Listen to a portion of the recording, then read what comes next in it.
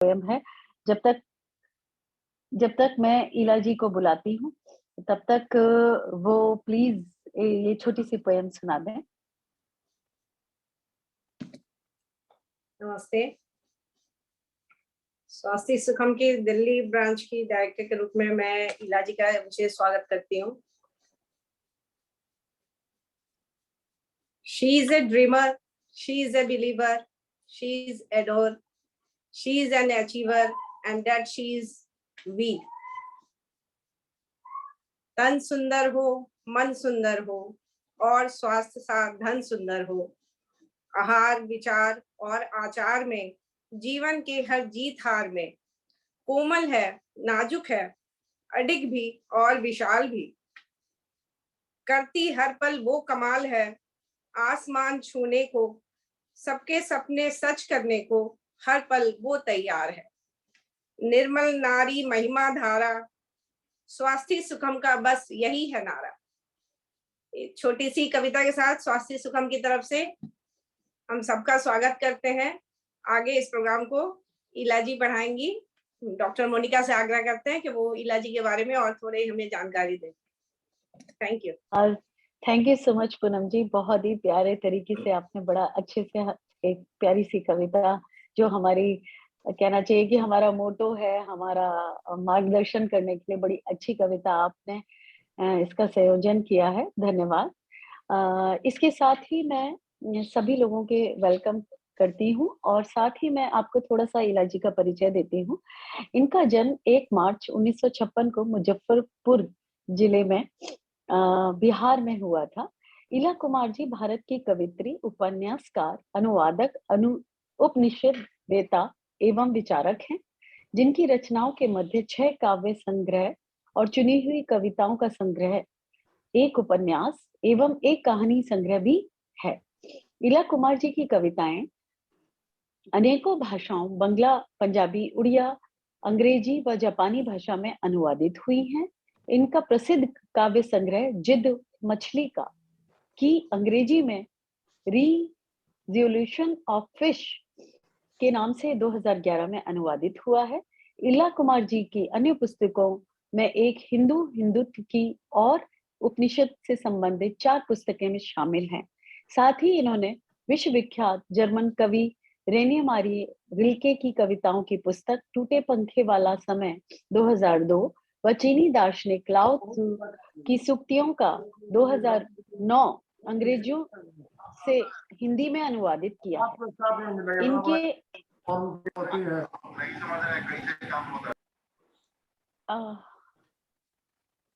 ये प्लीज आप म्यूट कर लीजिए।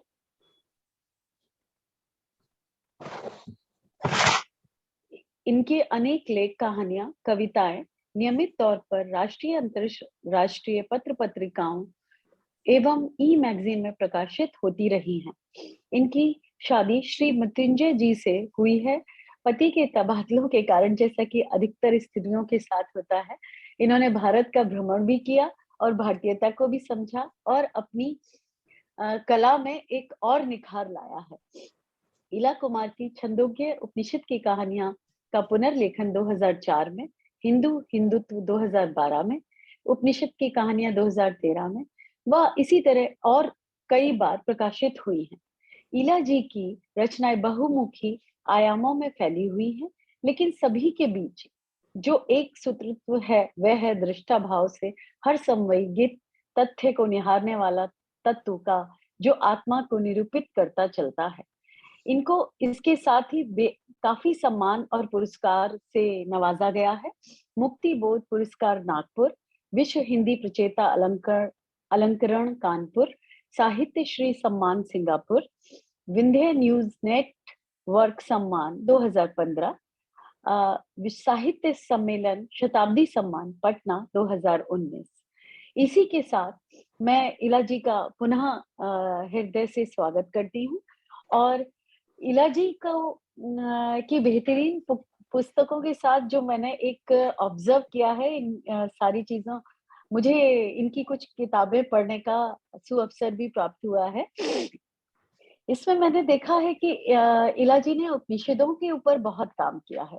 तो मैं इला जी से नम्र निवेदन करना चाहूंगी कि इला जी कृपया इस पे थोड़ा सा अपना ज्ञान दें कि आपने कौन-कौन सी किताबें लिखी हैं और उनमें ब्रीफ में क्या है? बहुत बहुत धन्यवाद मोनिका। बहुत से कार्यक्रम में गई हूँ, लेकिन तुमने आज जितने स्नेह पूर्वक और प्रेम से मेरा परिचय दिया वह अद्भुत था। ज्यादातर होता क्या है कि लोग परिचय आधा छोड़ देते हैं, थोड़ा सा, तो इसके लिए मैं सच में हृदय से आभारी हूँ। बहुत ज्यादा आभार प्रकट करती हूँ तुम्हारी संवेदनशीलता को और तुम्हारे इस सौजन्यता को। क्या करूं, फोन बंद कर दूं?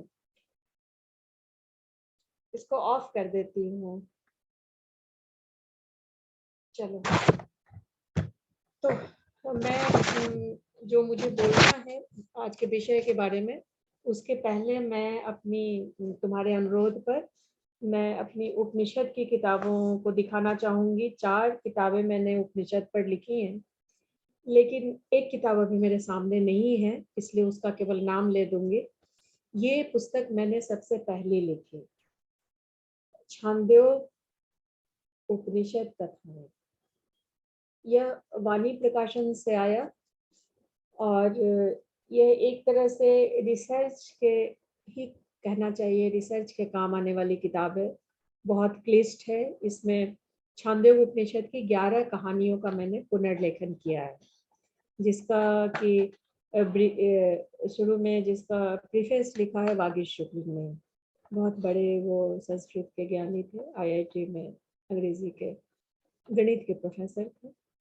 तो इस पुस्तक को ऐसा हुआ कि इस पुस्तक को पढ़ने में लोगों को दिक्कत आई और कई लोगों ने मुझे ये शिकायत की कि वो इसको बिल्कुल नहीं समझ पा रहे हैं। मैंने भी बड़ी मुश्किल से छांदोग्य उपनिषद पढ़ा था। तो फिर मैंने एक और किताब लिखी, उपनिषद की कहानियाँ। वह सस्ता साहित्य मंडल से आई। उसको अपने हिसाब से मैंने बहुत हल्का करके लिखा और उसमें अलग अलग उपनिषदों की कहानियाँ ली और थोड़ा परिचय दिया। उसके बाद मेरी तीसरी किताब आई, ये अंग्रेजी, मतलब मेरी कहानियों का ही, उपनिषद की पुनर्लिखित कहानियों का अंग्रेजी अनुवाद किया गया ताकि यह विदेश भी जा सके, क्योंकि खासकर जर्मनी में इंडियन माइथोलॉजी और इंडियन वुड से बहुत ज़्यादा उनको पसंद है, वो चाहते हैं। तो वहाँ मेरी 1-2 मित्र हैं, उन्होंने कहा इसका अंग्रेजी हम पढ़ना चाहें। उसके बाद ये आया है प्रकाशन विभाग से 2019 में, 19 या 20 में आया है ये। तो ये किताब बहुत ही, जिसे कहेंगे कि सबों के पढ़ने के लायक ये किताब है और इसको प्रकाशन विभाग में खुद से छापा है, इसके लिए मैं सच में उनकी आभारी हूँ। बल्कि मैं ये कहूँगी कि ये किताब अगर किसी को उपनिषद के बारे में कुछ जानना है तो ये किताब आपके अंदर बहुत इंटरेस्ट पैदा करती है। ये ज़्यादा क्लिष्ट नहीं है, थोड़ी हल्की है और बताती है कि हम आखिर उपनिषद क्यों पढ़ें। इसमें इस क्वेश्चन को बहुत अच्छे से डील किया गया है। तो मैं अपनी बात शुरू करूं पौराणिक कथाओं में। हाँ जी, बिल्कुल बिल्कुल। ये हाँ, धन्यवाद, आपने ये जो हमको बताया। मैं जरूर ये बुक पढ़ने की कोशिश करूंगी जो आपने कहा है, क्योंकि हम सभी चाहते हैं, हम सब बहुत सुनते हैं कि उपनिषद, वेद, वेदांत और सब ये हमें पता होना चाहिए इसमें क्या है बहुत कुछ है, बहुत कुछ है इसमें जो हम सब लोग नॉर्मल लाइफ में जो हम लोग जी रहे हैं, हम लोगों को कुछ ज्ञान नहीं है। तो मोटा मोटा भी ज्ञान नहीं है, जो हम बच्चों के थ्रू पढ़ते हैं वही उतना ही ज्ञान है, क्योंकि हम लोगों ने अलग से कभी इसके बारे में ज्यादा चर्चा नहीं करी है। लेकिन यदि हम पूरा सब कुछ आज आपसे ज्ञान लेना चाहेंगे तो वो समय बहुत कम रह जाएगा। इसलिए हाँ, इसलिए आज हम अपने मेन विषय पर ही केंद्रित रहते हैं और इसी के साथ मैं आपसे रिक्वेस्ट करूंगी कि आप थोड़ा सा ये प्रकाश डालें कि हमारे उपनिषदों या वेदों में जो भी आपको याद आता है, हम हमारे साथ साझा करें कि महिलाओं की क्या स्थिति रही है और महिलाओं का क्या योगदान रहा है, जो भी आपको उचित लगता हो वो हमारे साथ शेयर करें प्लीज। हाँ, मैं उसके पहले एक स्वीकारोक्ति जरूर करना चाहूंगी कि वास्तव जी में उपनिषद पर मैंने जो काम करना शुरू किया था सबसे शुरू में, किसी जी। पब्लिशर वगैरह ने मुझे नहीं कहा था कि आप लिख के दीजिए, या मैं हम्म फिजिक्स के स्टूडेंट हूँ, ये मेरा विषय भी नहीं था। लेकिन हम्म मैंने सिर्फ इसी एक कारण से शुरू किया था कि मैंने जो इतनी मुश्किल से पढ़ा उपनिषद, तो हम्म। दूसरों को मैं कुछ दे सकूं, जो मैंने समझा वो मैं दूसरे से बांट सकूं। मेरी ओके। सभी किताबें बस वही एक प्रयास भर है कि बिल्कुल बिल्कुल। लोगों तक ये जाए, उपनिषद आगे तक हम्म, जाए। मुझे बहुत खुशी है कि तुमने इसमें इंटरेस्ट जाहिर किया, और मुझे बहुत अच्छा लगा, ये तो मुझे ज़रूरी कहना होगा। अब मैं मूल विषय पर आती हूँ, और सबसे पहले तो मैं स्वस्ति सुखम फाउंडेशन के लिए बहुत सारी शुभकामनाएं भेजती हूँ।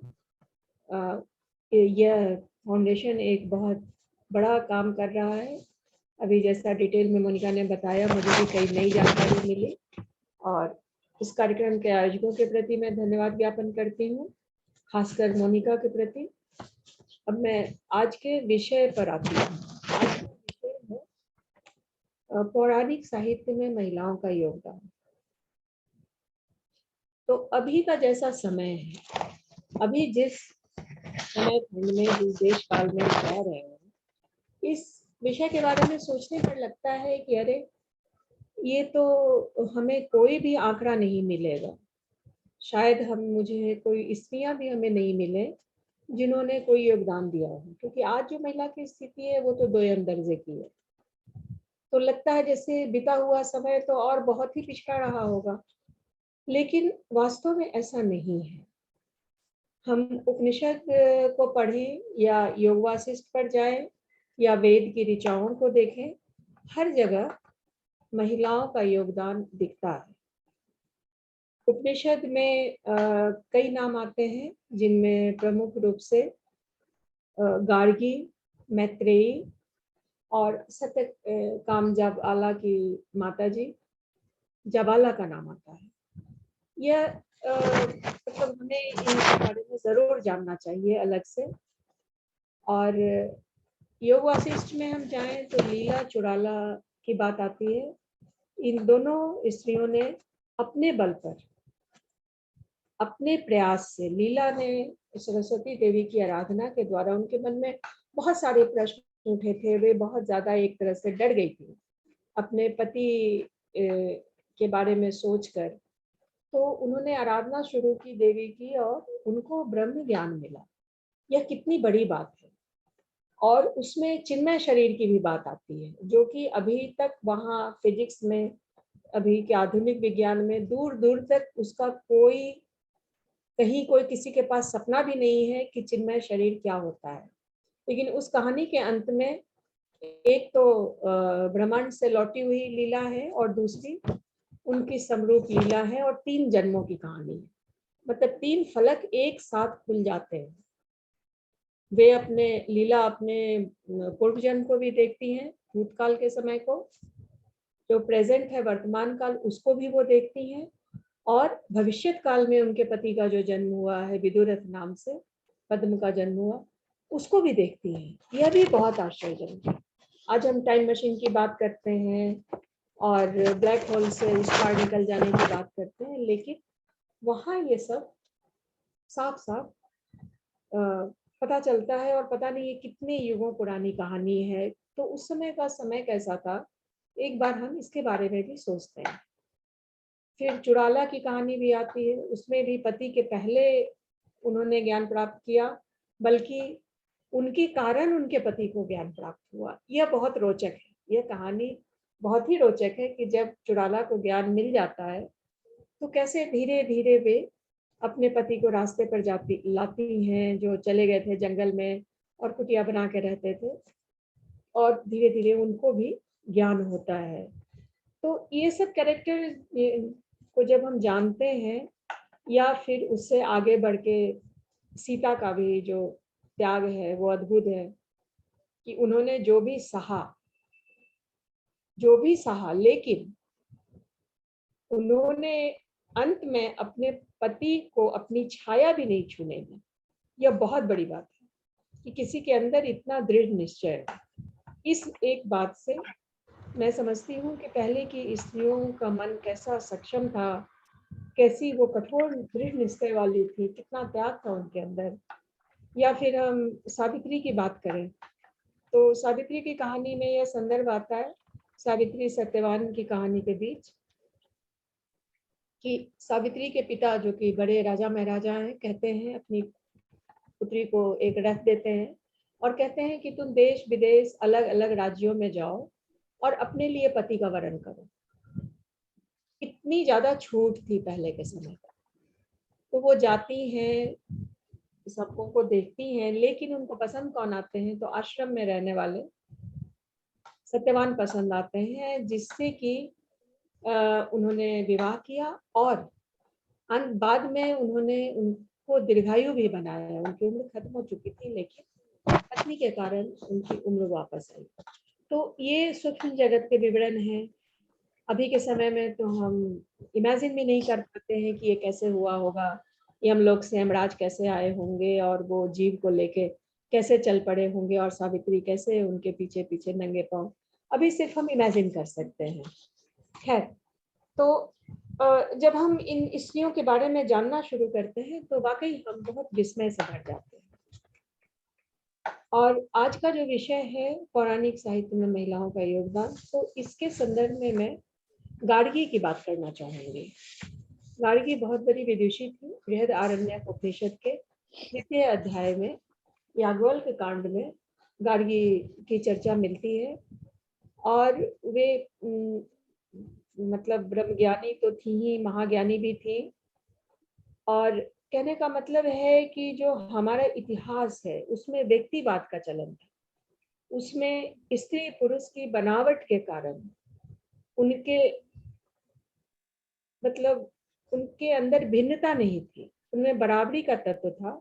समाज में वे व्यक्ति के तर्ज पर प्रतिष्ठा पाते थे। उनके अंदर, दोनों के अंदर बराबरी से अपनी बात कहने की छूट थी। उनके अंदर हिम्मत थी, ज्ञान प्राप्त करने के रास्ते खुले हुए थे।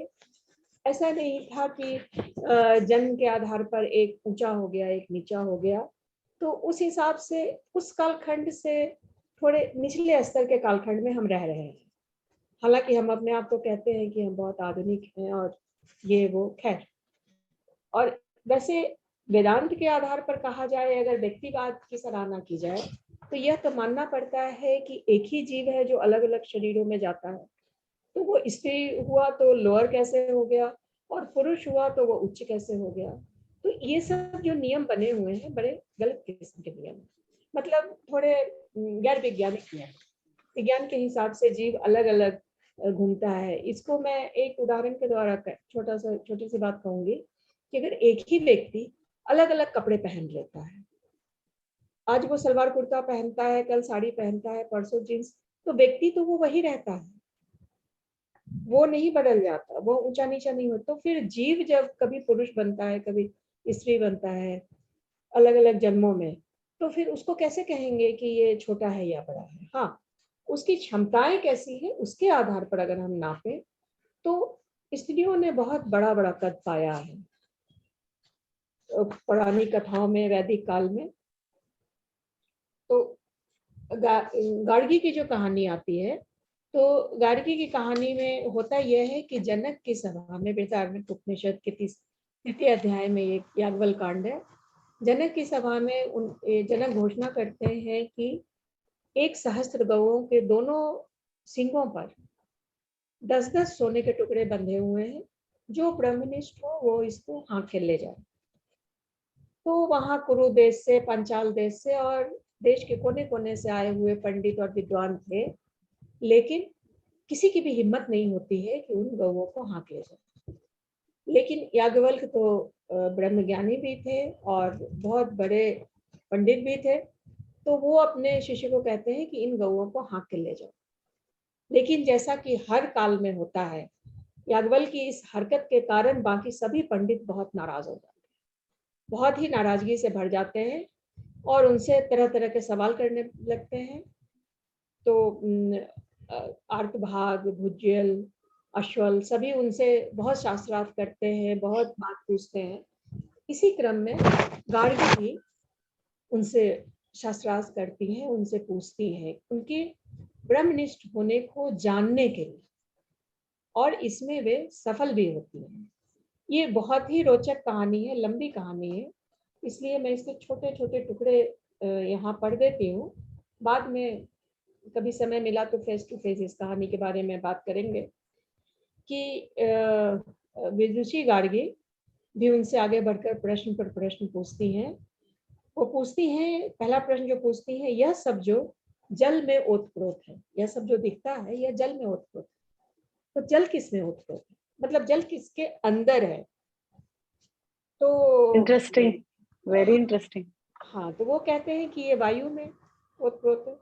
फिर वो पूछते हैं वायु किस में। इसी तरह से आगे बढ़ते बढ़ते एक के बाद एक 10 क्वेश्चन पूछती हैं, सबका जवाब याज्ञवल्क्य सेटिस्फैक्टरी आंसर देते हैं।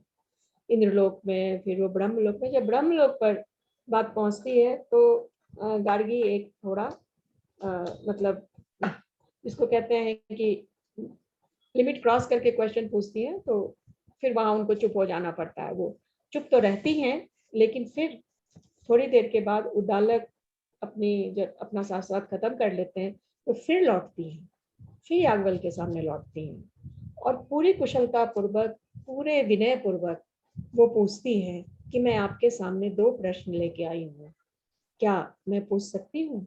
याज्ञवल्क्य कहते हैं, पृच्छ गार्गी पृच्छ। अच्छा, कितना खुलापन था वो, कोई रोष नहीं, कोई द्वेष नहीं, कोई नाराजगी नहीं। फिर से गार्गी को वो जवाब देते हैं, और मतलब एक तरह से कहा जाए कि गार्गी के प्रश्न के कारण याज्ञवल्क्य मानो बंधन में पड़ जाते हैं, पृच्छ गार्गी। तो जब गार्गी के प्रश्न के जवाब में और याज्ञवल्क्य को अक्षर ब्रह्म की परिभाषा बतानी पड़ती है। वे अक्षर ब्रह्म को, मतलब इस स्टेज पर पहुंचकर, फाइनल स्टेज पर पहुंचकर वे अक्षर ब्रह्म को बताते हैं। और अक्षर ब्रह्म की ऐसी परिभाषा है कि हम आज भी उसको अगर ध्यान से सुने समझें तो आज याज्ञवल्क्य कहते हैं, हे गार्गी, इस तत्व को, अक्षर ब्रह्म को इस तरह से कहते हैं, यह न मोटा है, न पतला है, न छोटा है, न बड़ा है, न द्रव है, न छाया है, न अंधकार है, न रोशनी है, न संग है, न रस है, न गंध है, न नेत्र है, न वाणी है, न मन है, न तेज है, न प्राण है, न मुख है, न अंदर है, न बाहर है। वह कुछ भी नहीं खाता और उसे कोई भी नहीं खा सकता। यह ब्रह्म की परिभाषा है। इस परिभाषा को सुनने के बाद, मतलब अभी भी अगर हम इमेजिनेशन के लेवल पर चले जाएं तो लगता है जैसे मन एकदम पूर्ण हो गया, भर गया, कि हाँ ऐसा है ब्रह्म। खैर, और याज्ञवल्क्य अपनी बात को इस तरह से कंक्लूड करते हैं अंत में, जो इस लोक से उस अक्षर ब्रह्म को बिना जाने जाता है वह कृपण है। मतलब इस लोक से मरकर जो इस अक्षर ब्रह्म को बिना जाने चला जाता है वह कृपण है, और जो इस अक्षर को जान कर जाता है वही ब्राह्मण की प्रतिस्थापित होती है। और यह तो मानना पड़ेगा कि गार्गी के कारण ही हुई, उनके कौशल पूर्ण व्यवहार के कारण हुई, उनके प्रश्नों के कारण हुई। तो यह पूरी व्याख्या सुन के गार्गी डिक्लेयर करती हैं पूरी सभा को कि याज्ञवल्क्य जी को आप लोग ब्रह्म विषयक शास्त्रार्थ में कभी नहीं जीत पाएंगे, यह तय है। आप लोग इनको प्रणाम आदि करके ही इनसे छुटकारा पा लें तो बहुत है। तो इसका अंत भी बहुत अच्छा है। और इसमें ये सभी बातें, ये तो मानना पड़ेगा कि ये सब हमारा पौराणिक इतिहास है, और इस इतिहास में और भी बहुत कुछ है।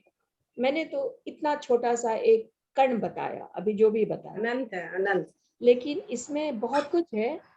हाँ, ये कहूंगी कि यह मिथक नहीं है, कम से कम मुझे ये मिथक नहीं लगता है। हाँ, यह युगों पहले की बात जरूर है, कई संवत्सर और कल्प बीत गए हैं, बातें सिर्फ श्रुति स्मृति के स्तर पर रह गई हैं और इतिहास को मिथक कहकर नकार दिया गया है। हमें बीच की कनेक्टिविटी को खोजना चाहिए, सभी बिखरे सूत्रों को जोड़ना चाहिए, चतुर्युगी संवत वगैरह के कंसेप्ट को अच्छे से मन में जान लेना चाहिए और उनको एक दूसरे से जोड़ देना चाहिए। इंसान इसी की तलाश में लगा हुआ है। हाँ, लेकिन उसके पास श्रद्धा नहीं है। हाँ, श्रद्धा नहीं है, लेकिन इसी चीज की आज भी तलाश हो रही है जो बहुत पहले बता दिया गया था, आज उसी की तलाश हो रही है अभी भी। हाँ हाँ, लेकिन हमारे पास कोई तलाश सिर्फ ये करने की जरूरत है कि कनेक्शन कहाँ है, किसको किससे कनेक्ट करें। हम आदि कुरान को किस जगह कनेक्ट करें, योग वासिष्ठ को कैसे किसके साथ कनेक्ट करें, हमें ये जरूरत है। हमारे यहाँ कुछ दूसरी जरूरत है। और मुझे लगता है मैंने काफी बोल लिया अपने हिस्से का, अब मैं अपनी वाणी को विराम। नहीं, और सबसे बड़ी बात आपने बहुत सही चीज बताई। सबसे बड़ी बात की गार्गी और मैत्रेयी जी जो थी हमारे बिहार से ही थी। ये तो राजा जनक के दरबार में थी। बहुत ही अच्छी बात है। हमारे यहाँ पे जो दो विदुषियां अपने हमसे ज्ञान बांट रही हैं, वो भी दोनों बिहार से ही। नहीं तो इसके साथ ही मैं इस बात को नहीं मानती। मैं तो नहीं, वो बात नहीं है। मैं ये सिर्फ जानकारी हेतु बता रही हूँ कि बिहार से ही थी, और बिहार भी मैंने राजा जनक के दरबार में ही ये दोनों विदुषियां थी, गार्गी और मैत्रेयी दोनों। मैं इसके साथ ही पूनम जी आपसे भी रिक्वेस्ट करूंगी कि क्योंकि आपका भी इस विषय पे और संस्कृत पे बहुत ज्ञान है, तो थोड़ा सा आप भी कुछ ज्ञान हमारे साथ शेयर करें इस टॉपिक पर, तो बहुत अच्छा रहेगा। जी शुक्रिया, लेकिन इला जी का ज्ञान के आगे तो मैं कुछ भी नहीं हूँ। इला जी की काफी अच्छा लगा। इला जी गहन रुचि रखती है उपनिषद में, इन्होंने बहुत ही अच्छा, इनकी किताबें देख के अब आगे पढ़ने की रुचि जाग गई है। और सबसे बड़ी बात उन्होंने जो ये बताया कि उसे सरल बनाने की कोशिश की इन्होंने। वेद उपनिषद लोग नाम से ही डर जाते हैं, कोई हाथ नहीं लगाना चाहता। सबसे है कि आम लोगों तक उसकी पहुंच अभी भी नहीं हुई है। बहुत ही, मुझे लगता है कि 1-2% ही लोग हैं जो कि वेद क्या है ये जानते हैं। 0.5 वो परिभाषा भी नहीं बताएंगे। परिभाषा भी नहीं बताएंगे। परिभाषा पूछ लो, हिंदू की परिभाषा लोग नहीं जानते। जबकि वेद का मतलब ही होता है, शाब्दिक अर्थ वेद का है ज्ञान। विज्ञ धातु से बनता है संस्कृत के। वेद का मतलब ही होता है ज्ञान अर्जित करना। ज्ञान एक तरह से ईश्वरीय ज्ञान जो हमें वेद के थ्रू मिला है। और ये ज्ञान कोई लिखित रूप में से कहीं नहीं था, ये श्रुति के रूप में ही आगे बढ़ती आई है। अगर मैं सही हूँ इला जी, आपने तो गहन अध्ययन किया है कि लिखित रूप से बहुत बाद में ही आया है वेद। शुरू में श्रुति रूप से ही चलती थी। वो गुरु शिष्य परंपरा में गुरु बैठ के पढ़ाते थे और शिष्य उन्हें कंठस्थ करके आगे बढ़ाते रहते थे, और अब ये उसी रूप में आगे चलती रही है। और आपने एक छोटा सा क्वेश्चन किया था मोनिका जी, मैं उसको बताना चाहूंगी कि वेदांत कुछ नहीं है। वेद और वेदांत में अंतर यही है कि वेद की जो ज्ञान है उस पे चर्चा परिचर्चा ऋषि मुनियों ने किया है। वेदांत में उस पे चर्चाएं हैं, उसमें गहन अध्ययन हुआ है। जितनी भी वेद की जो शुक्तियां हैं, जो पूरे चार वेद हैं, तो सब जानते हैं हम, यजुर्वेद, ऋग्वेद, सामवेद, अथर्ववेद। तो इनमें हमें पूजा पाठ करने का कर्म कांड, इन सब के बारे में ज्ञान दिया गया है, और कुछ नहीं है इनमें। और उन ज्ञानों पे हम अध्ययन जितना किए हैं, ऋषि मुनियों ने पहले जितना उन पे चर्चा परिचर्चा किया है, वो वेदांत के रूप में हम आगे बढ़ता गया है। और उपनिषद में हम कहानियां बताते हैं।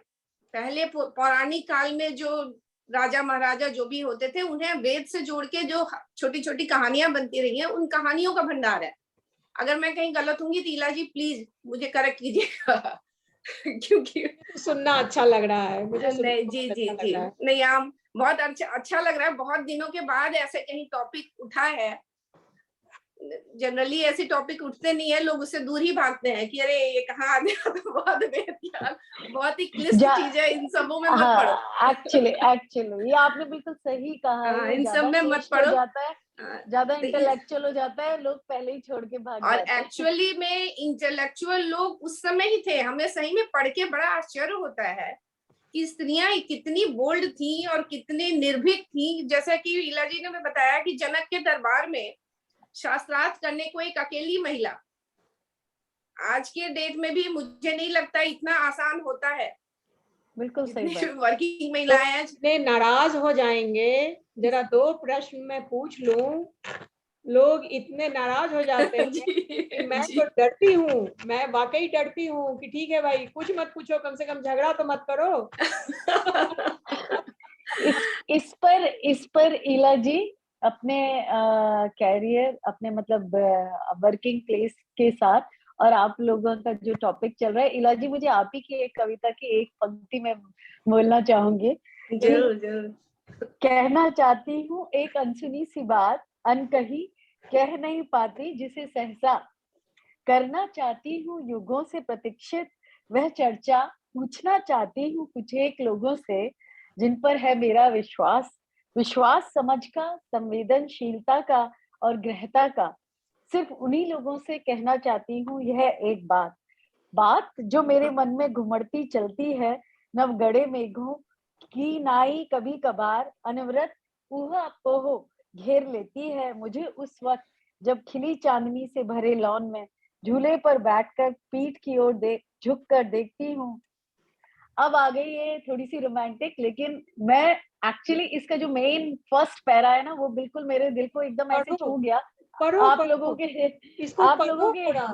बहुत सुंदर कविता है ये, मुझे भी पसंद है। बहुत बहुत प्रिय गुड प्रिय कविता। पति प्रिय पति के प्रेमिल चेहरे को ठुड्डी की तरफ से कपाल की ओर, ऊपर आसमां का चांद सीधी लकीर में बहुत ऊपर दीख पड़ता है। झूले को हिलाते हुए हाथ करीब, मन में भरा प्रगाढ़ प्रेम बड़े वृक्षों की फुनगियों तक छिटका हुआ। उसके तुरंत ही बाद मेरे आसपास वही अनछुआ अकुलाता हुआ प्रश्न सरसराता चला आता है। वह घेर लेता है अपने अप्रश्नल सिकंजे में, अपने अंदर उठते सवालों के करीब ठहर कर। मैं वही प्रश्न पूछना चाहती हूँ उन थोड़े से लोगों से जिन पर मुझे है विश्वास, सत्य और वक्तव्य का। मैं पूछना चाहती हूँ कि यह सारी पृथ्वी, पूरा आसमान, अनंतता को छूता उद्याम प्रेम सागर सा गहरा स्नेह, यह सारा कुछ ऐसा ही बना रहेगा क्या? पूरी दुनिया इसी तरह चलती रहेगी क्या? यदि किसी अनचिन्ही कहीं वक्तों में अचानक चली जाऊं जीवंत के पार, यह शरीर यही रखा दिखे और मैं महाप्राण प्रयाण की डगर पर, धड़कनों की तेज रफ्तार के संग मेरा चैतन्य भाव फिर एक बार वापस लौटता है, कदम घर की ओर तेजी से उठते हुए, अनछुए मानस की स्थिति, अनगढ़ द्वीपों की ओर स्थिर कड़ा यह वक्त, आह यह वक्त। बहुत वाह, सुंदर पढ़ा तुमने। बहुत सुंदर बहुत सुंदर। और ये कविता मैंने मतलब इसके एक एक शब्द को मैंने जी के लिखा था, बिलासपुर में लिखा था, लॉन में ही मैं बैठी हुई थी। मतलब ये कविता कब मेरे पास आई थी मुझे पता है। बिल्कुल दिल से निकली हुई भाषा। हाँ, पूनम जी जो कह रही थी ना कि कोई कह नहीं पाता, तो इसका जो फर्स्ट पैरा पढ़ के मेरे मन में बार बार यही आ रहा था कि देखो हम आज भी नहीं कह पाते, बहुत सी चीजें नहीं कह पाते। वैसे और कहाँ मिलते हैं, वैसे कुछ लोग जैसे तुम लोग अभी मिले हो, कहाँ मिलते हैं ऐसे लोग जिनके सामने सच में बात की जा सके, जो हमें पता हो कि सामने वाला भी मेरी बात समझ जाएगा। और वैदिक काल में तो ऐसी अनगिनत महिलाएं थी, ऐसी अनगिनत महिलाएं थी जो आज हम शादी विवाह की जो बात करते हैं, इला जी, जो हमारी जो पाणी ग्रहण संस्कार है, ये बहुत कम लोग जानते हैं कि पाणी ग्रहण संस्कार के जो मंत्र है, जो उसके मेन जो सूक्त है, वो सूर्या सावित्री नाम की स्त्री ने लिखा था। वेद की सूर्या सावित्री नाम की उन्होंने बनाया था। उसके पहले शादी विवाह एक सिर्फ कॉन्ट्रैक्ट होता था। Very nice. उसके पहले सिर्फ कॉन्ट्रैक्ट होता था कि लोग राज दे दिए किसी चीज के लिए, हाँ भाई हमने जीत लिया। हमने महाभारत काल तक, आपने महाभारत काल तक आप देखो, शादी विवाह की कोई ऐसी ये नहीं थी, हाँ भाई एक द्रौपदी को उठाने के लिए एक तीर धनुष चला, 5 पतियों की पत्नी बन गई। लेकिन उससे ऐसे महाभारत काल से पहले इन्होंने लिखा था, सूर्या सावित्री ने। उन्होंने और अपने ही मंत्र से उन्होंने अपनी शादी की थी। अच्छा। उनकी खुद की भी शादी, और वही परंपरा आज भी चली आ रही है। जो हम 7 वचन और जो शादी का जो मूल मंत्र है, वो मैं यहाँ नहीं पढ़ूंगी क्योंकि तो समझ में नहीं आएगा बाकी, लेकिन जो मूल मंत्र उसके जब सारे हैं वो सूर्या सावित्री का ही है। ये बहुत कम लोगों को पता है ये सब चीज, जबकि बहुत ही इंटरेस्टिंग है, बहुत ही इंटरेस्टिंग है। हमें भी नहीं पता था। हमें ज्ञानवर्धन करने के लिए बहुत बहुत धन्यवाद। ये तो सीरियसली बिल्कुल भी नहीं पता था। और बहुत उसके अच्छी बाद बात जैसे एक छोटी सी 5 कन्याओं की बात जो हम करते हैं, इला जी 5 पवित्र कन्याएं जिसके हम कहते हैं कि 5 सती सावित्री थी, जैसे अहिल्या, सीता, द्रौपदी, और उनमें 2 कौन थी? अहिल्या, सीता, द्रौपदी, सावित्री। नहीं सावित्री सावित्री मंदोदरी, रावण की पत्नी मंदोदरी को उसमें हम करते हैं पांचाली एंड हाँ पांचाली तो वही हो गई, द्रौपदी आ गई, और तारा, बाली की पत्नी तारा। इन पांचों को शादीशुदा होने के बाद भी हम क्या कहते हैं उसको, कुंवारे के रूप में उन्हें हम पूजते हैं। कहते हैं कि सुबह सुबह इनके नाम लेने से सारे पाप हल हो जाते हैं। अरे वेरी इंटरेस्टिंग। हाँ इस पे बाकी प्रकाश ईला जी डालेंगी, लेकिन मैं एक छोटी सी कविता इस पे पढ़ूंगी जो मैंने नहीं लिखी, फ्रैंकली मेरे पति ने लिखा है अभी हाल में ही, तो मैं उसको यहाँ पढ़ना चाहूंगी जो कि समसामयिक है बिल्कुल। The original feminist.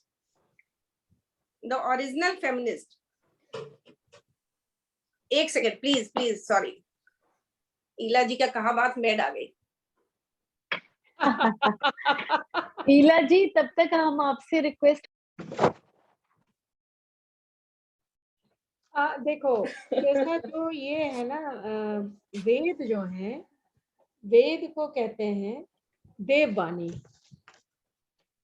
वेद को ये माना जाता है कि ये श्रुति है जो ईश्वर के पास से ऋषियों के पास आई थी, और ये श्रुति परंपरा के अंतर्गत ही आगे बढ़ता गया, तो इसको श्रुति ही कहते हैं ज्यादा करके। तो वेद ज्ञान की विशिष्ट और परिष्कृत धारा है जो न जाने कितने युगों से प्रवाहमान है। वेद के बारे में कहा जाता है कि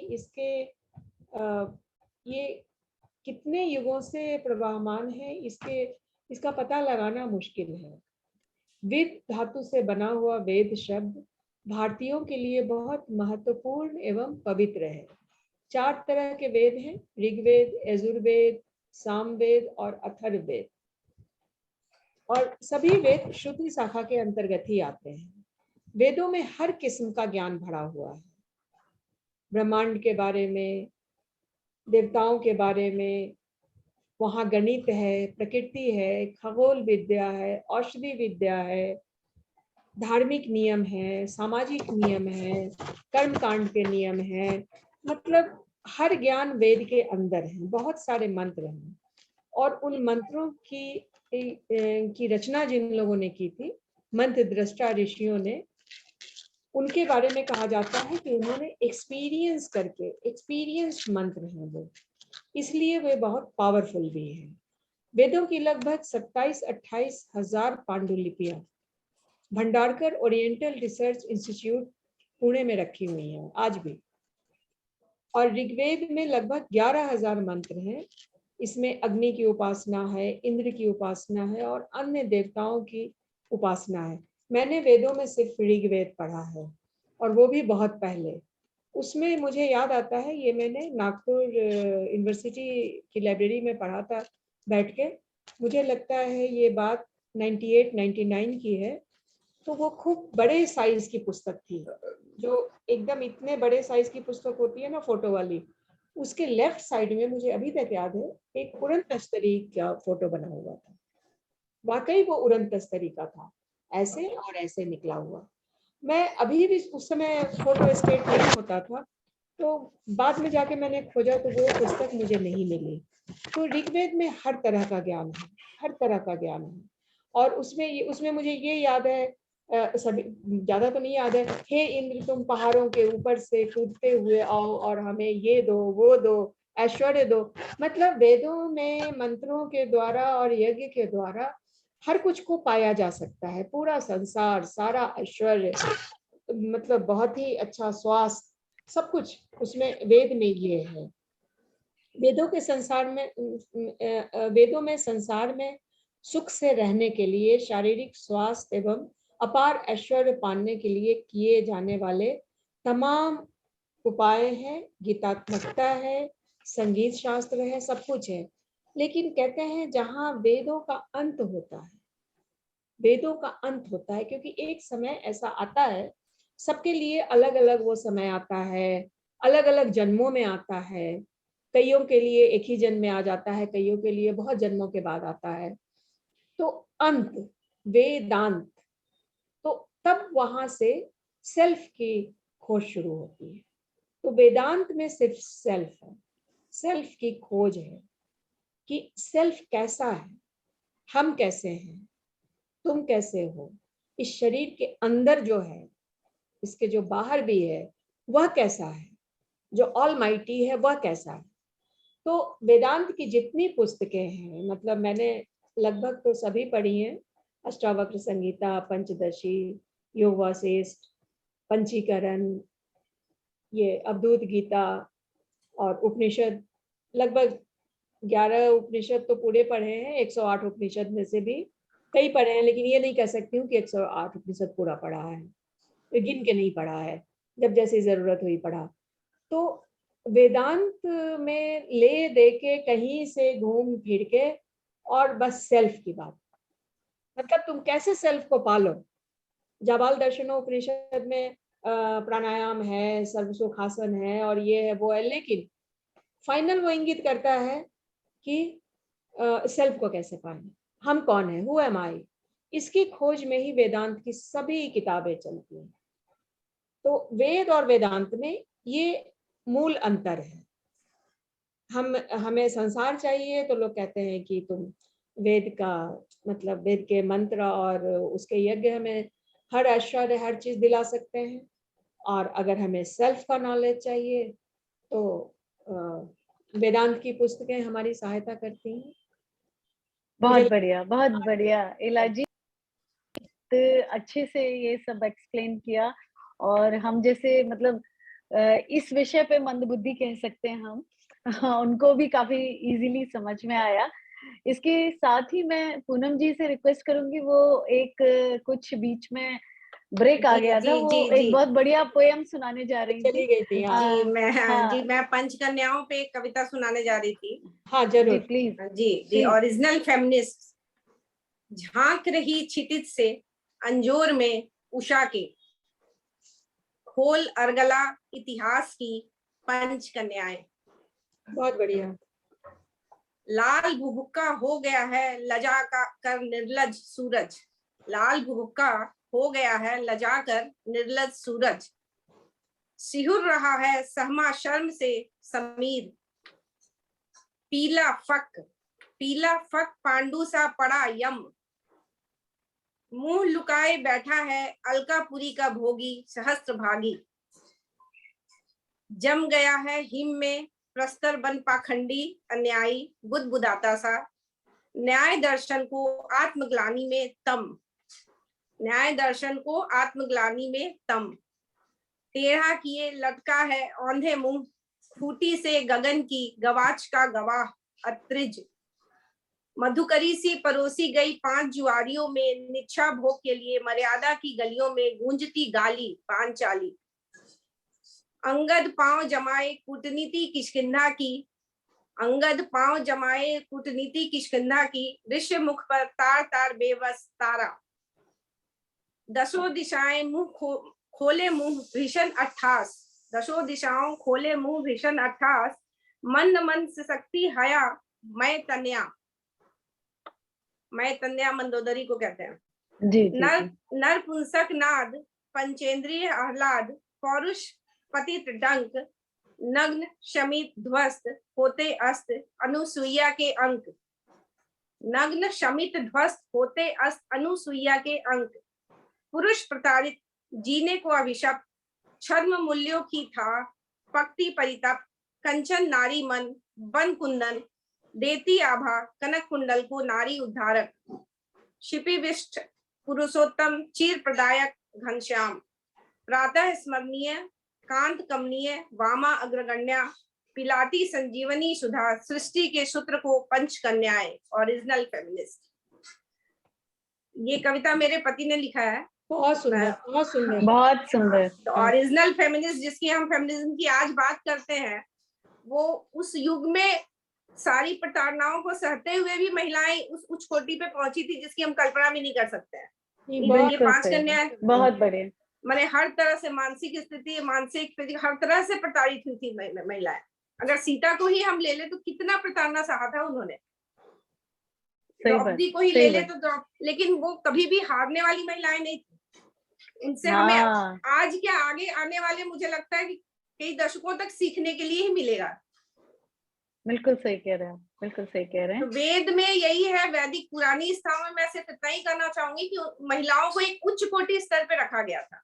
महिलाओं को हमेशा एक कभी निम्न नहीं समझा गया। महिलाएं शिक्षा भी ग्रहण करती थी, महिलाएं बहस भी करती थी, महिलाएं योद्धा भी थी, हर क्षेत्र में होती थी। आज भी हमारे यहाँ सेना में महिलाओं को बड़ा मुश्किल से जगह मिला है, लेकिन उस युग में कैकेयी के जमाने से ही कैकेयी भी चली गई थी लड़ाई करने। हाँ, बहुत बड़ी योद्धा थी वो। महिलाएं बहुत ही उच्च कोटि की थी उस जमाने में, तो इसलिए वैदिक काल में महिलाओं की स्थिति बहुत ही सुदृढ़ थी। जी जी। अच्छा, तो बहुत अच्छा लगा मुझे आप सब लोगों ने जो हमारा ज्ञान चक्षु खोले हैं, कुछ बातें बताकर, जो कि हमें बिल्कुल भी नहीं पता था। जैसे बहुत सी चीजें नहीं, ये तो ऐसा विषय ईला है, जी ने बताया। ईला जी की भी मेड आ गई लगता है। लग रहा है ये ऐसा विषय है जिसका अंत नहीं है। हाँ, इस विषय का कोई अंत नहीं है, बिल्कुल सही बात है। और इंटरेस्ट बढ़ता ही जाता है। कहते हैं ना कि जो डूबे श्याम रंग, बस है कि इसलिए इसमें इंटरेस्ट बढ़ता ही जाता है जितना बढ़ता ही जाता है। तो हम इस विषय पे फिर कभी चर्चा करेंगे और ऑफलाइन चर्चा करेंगे तो और ज्यादा मजा आएगा। लेकिन समय की बद्धता को देखते हुए मुझे लगता है हमको यहीं पर इसको समाप्ति कर देनी चाहिए। तो मैं ये आप सब लोगों का बहुत तहे दिल से धन्यवाद देती हूँ, हार्दिक सादर धन्यवाद, क्योंकि इतने ज्ञानी लोगों के बीच में अपने आप को बड़ा कुछ समझ रही हूँ। सीखने को मिला हमें और आगे ये शुरुआत है, अंत नहीं, ये शुरुआत है, मैं सिर्फ इतना कहना चाहूंगी। हाँ, मुझे तो लोगों के साथ बहुत अच्छा लगा, मतलब इसको कहते हैं ना कि गुणी जनों का साथ, बहुत अच्छा लगा मुझे। मैं दो लाइन के साथ मैं अपनी ये बस अपना शब्द भी बंद करना चाहूंगी। साहित्य समाज का दर्पण है। कहते हैं ना कि किसी देश की सामाजिक स्थिति कैसी है, उसके लिए आप साहित्य को पढ़िए, और यदि आपको एक्चुअली में समझना है तो उसमें महिलाओं का कितना योगदान और कितनी प्रतिभागिता रही है ये भी देखिए, तो आपको एक्चुअल समाज की सही स्थिति मिलेगी। क्योंकि जो महिलाएं लिखती हैं वो दिल से लिखती हैं। तो इसीलिए मैं सब इन्हीं शब्दों के साथ अपनी वाणी को बंद करती हूँ और विराम लगाती हूँ, और मैं अपनी फाउंडर मैडम डॉक्टर अर्चना गुप्ता जी से रिक्वेस्ट करूंगी कि वो चंद शब्द कहना चाहें तो बहुत हम सबको अच्छा लगेगा। बहुत ही अच्छा लगा, मतलब आज तो मैं तो कहीं खो ही गई थी, मुझे ऐसा लग रहा था मैं कहाँ पहुंच गई हूँ, पता नहीं चल रहा है। इट वॉज रियली रियली बहुत ही ब्लेसिंग्स हैं हमारे साथ, पक्का किसी ना किसी की, जिसकी वजह से हम अच्छे मतलब धन्य भाग हमारे जो आप सब हमारे साथ जुड़ते जा रहे हैं, और इतने अच्छे हम मंच हमें एक मिल रहा है। आप सब लोगों के तो बहुत मंच हैं आपके पास, पर हमारे मंच पर आप आकर के हम सबको धन्यभाग बना रहे हैं, और हम कोशिश कर रहे हैं कि महिलाओं के संग जुड़े। और हमारे संग हमारी 2 डायरेक्टर्स ने आज बहुत अच्छे से कमान संभाली। पूनम जी तो बहुत ही, उनकी कविताएं हम सुनते आए थे, और आज ईला जी को सुनकर तो लगा कि अभी तो बहुत कुछ सुनना बाकी है, क्योंकि एक्चुअली मेडिकल लाइन के फील्ड के होने के बाद ना समय नहीं मिल पाता इन सब चीजों में डूबने का। पर आज तो ऐसा लग रहा है ईला जी भी साइंस के स्टूडेंट होके भी वही वही वेद उपनिषद के प्रति इनकी रुचि है काफी, तो वो और अधिक क्या कहते हैं, साइंटिफिक सोने और पे सुहागा हो जाता दोनों है। चीजों को, हाँ फिजिक्स की स्टूडेंट हूँ, माफी चाहती हूँ। वही, हाँ तो वही मैं कह रही हूँ ना, कहाँ फिजिक्स एकदम डिफरेंट, बट वही सब चीजें आपस में लिंक है एक्चुअली, अगर हम समझें तो साहित्य और आपका साइंस विज्ञान जब दोनों जुड़ जाते हैं तो फिर वंडर्स ही होते हैं जो हो रहे हैं, आज मैं देख पा रही हूँ। वेदांत तो पूरा पूरा साइंस है, एग्जैक्टली पूरा। बिल्कुल सही बोल रहे हैं आप। ये बहुत ही अच्छा लगा, और जैसा मोनिका जी ने बोला कि हम डेफिनेटली जैसे ही हमारा शुरुआत होती है और बहुत जल्दी हम लोग एक गेट टुगेदर भी करने चाह रहे हैं, तो हम उसमें भी रूबरू होंगे आपसे, और जब जब मौका मिले आप सभी का स्वागत है। और स्वास्थ्य सुखम केयर फाउंडेशन की तरफ से मैं सभी पार्टिसिपेंट्स का और हमारे दोनों स्पीकर्स स्पेशली इला जी का बहुत बहुत धन्यवाद देना चाहूंगी, और मोनिका जी का, पूनम जी का, कि आप लोगों ने आज एक हमें नए पहलू से रूबरू कराया, और जो कि हमारे दिल के अंदर है मौजूद, ऐसी बात नहीं है, हर महिला के अंदर ये चाहत है कि लोग उन्हें सुने और वो जो कह रही हैं वो समझें, लेकिन हर व्यक्ति कहने की हिम्मत नहीं रख पाता, हर व्यक्ति उस चीज को महसूस नहीं कर पाता, महसूस करता है लेकिन मतलब करवा नहीं पाता, हम कह सकते हैं इसको, लेकिन अच्छा है। और हम इस तरह से अपनी और भी महिलाओं के संग जुड़ेंगे और हम उनमें एक ताकत महसूस करवाएंगे, जो हमारे संग जुड़ती हैं अंडर प्रिविलेज्ड वुमेन बहुत सारी हमारे साथ, जो इतनी डरी सहमी रहती हैं कि ऐसा कुछ हो ही नहीं सकता, पर उनके अंदर जो ताकत है, मैं आप लोगों से रिक्वेस्ट करना चाहूंगी कि जब भी हम इस तरह का अगर कुछ करते हैं, और जो हमारी झुग्गियों में रहने वाली है, जो लोअर इनकम ग्रुप की महिलाएं हैं, उनके लिए आप लोग कुछ ऐसा लेकर आइएगा जिससे उनके अंदर की जो एक है ना, कहना चाहिए ना, स्त्रीत्व जो है जाग उठे वापस, कि वो भी कुछ है, उनके बिना कुछ दुनिया का वजूद वाकई में नहीं है। बहुत बहुत शुक्रिया, बहुत मतलब समय का कुछ पता ही नहीं चला कब हमें 1 घंटा हमारा निकल गया, और मैं कुछ कह मेरे पास शब्द नहीं है एक्चुअली, मैं आप लोगों के आगे कुछ कह नहीं पा रही हूँ। बहुत ही बहुत बहुत धन्यवाद सभी लोग जो जुड़ रहे हैं, और हम चाहेंगे सभी लोग जो भी हमारे संग जुड़ रहे हैं और आगे जुड़ते रहेंगे, वो हमें कमेंट्स लिखकर भेजें कि उन्हें कैसा लगा, और हम अगर आगे और भी हमारे संग कवित्री लेखिकाएं जुड़ना चाहती हैं तो वो सब जुड़े, और हम अपना एक पोर्टल शुरू करें जिसमें आप सभी लोग अपनी अपनी कविताएं हमसे साझा करें, अपनी अपनी नॉलेज हमसे साझा करें, तो हम सब और भी बहुत कुछ जानकारी ले पाएंगे। बहुत बहुत धन्यवाद। आपने जो भी कहा वो दिल से कहा, वो सब तक पहुंच गया। बिल्कुल, थैंक यू वेरी मच, धन्यवाद, थैंक यू।